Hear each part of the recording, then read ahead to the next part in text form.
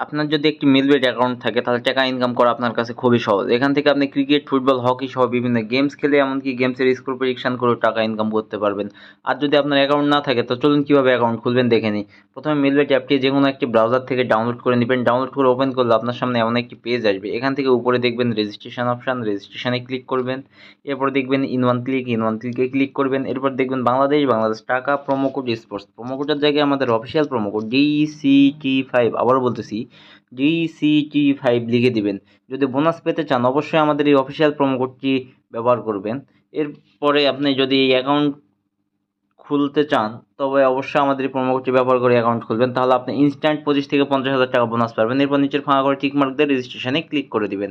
দেখবেন আপনার রেজিস্ট্রেশনটি সাকসেসফুল হয়ে গেছে এবং আপনাকে একটি ইউজার নেম এবং একটি পাসওয়ার্ড দেওয়া হয়েছে, যেটি কপি করে রাখবেন অথবা খাতায় লিখে রাখবেন যাতে পরবর্তী সময় লগ ইন করতে পারেন। এরপরে নিচে দেখবেন নেক্সট অপশন, আপনার নিচে নেক্সট অপশনে ক্লিক করে দিবেন। একটি পেজে নিয়ে আসবে। এখান থেকে নিচে দেখবেন মেনু অপশন, নিচের মেনু অপশনে ক্লিক করে দিবেন। নিচের মেনু অপশনে ক্লিক করলে আপনার সামনে এমন একটি পেজ আসবে। এখান থেকে উপরে দেখবেন পার্সোনাল প্রোফাইলে ক্লিক করবেন।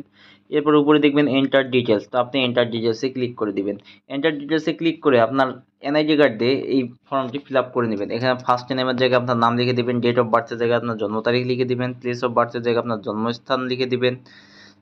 লিখে দিলাম। এরপর যে দেখবেন রিজিয়নের জায়গায় আপনি সিটি জায়গায় আপনি যে সিটিতে থাকেন সেই সিটি লিখে দিবেন। রেসিডেন্ট অ্যাড্রেস, এখানে আপনার জেলার নামটি লিখে দিবেন। এরপর দেখবেন ডকুমেন্ট টাইপ, এখানে ন্যাশনাল আইডি কার্ড লিখে দিবেন। এবং যে দেখবেন ডকুমেন্ট নাম্বার, এখানে আপনার ন্যাশনাল আইডি কার্ডের নাম্বারটি লিখে দিবেন। এরপর নিচে দেখবেন ডেট অফ ইস্যু, এখানে আপনার ন্যাশনাল আইডি কার্ডের পিছনে ডেট অফ ইস্যুটি লিখে দেবেন। এরপর যে দেখবেন ইস্যু বাই, এখানে আপনার বাংলাদেশের গভর্নমেন্ট অথবা বিডি গভর্নমেন্ট লিখে দেবেন। এরপর যে দেখবেন সেভ অপশানে ক্লিক করে দিবেন।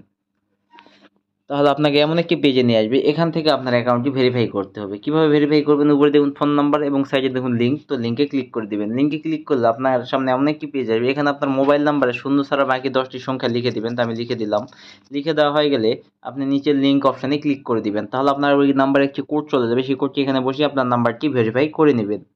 ভেরিফাই হলে এমন একটি পেজে নিয়ে আসবে। এখান থেকে আপনি ফোনের ব্যাক বাটনে ক্লিক করবেন। এখন আসে মূল কথায়, বোনাস পেতে হলে, টাকা ইনকাম করতে হলে অথবা গেমস খেলতে হলে অবশ্যই ডিপোজিট করতে হবে। এর জন্য উপরে দেখুন প্লাস ডিপোজিট অপশন, তো প্লাস ডিপোজিটে ক্লিক করবেন। তাহলে আপনার সামনে এমন একটি পেজ আসবে। এখানে দেখবেন অনেক অনলাইন ব্যাংকিং মেথড, নগদ, বিকাশ, রকেট, উপায় ইত্যাদি।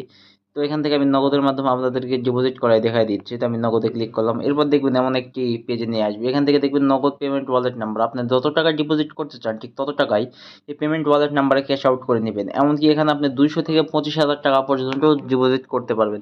তো আমি এখানে 2,000 টাকা ডিপোজিট করবো, সেই জন্য 2,000 টাকা লিখে দিলাম।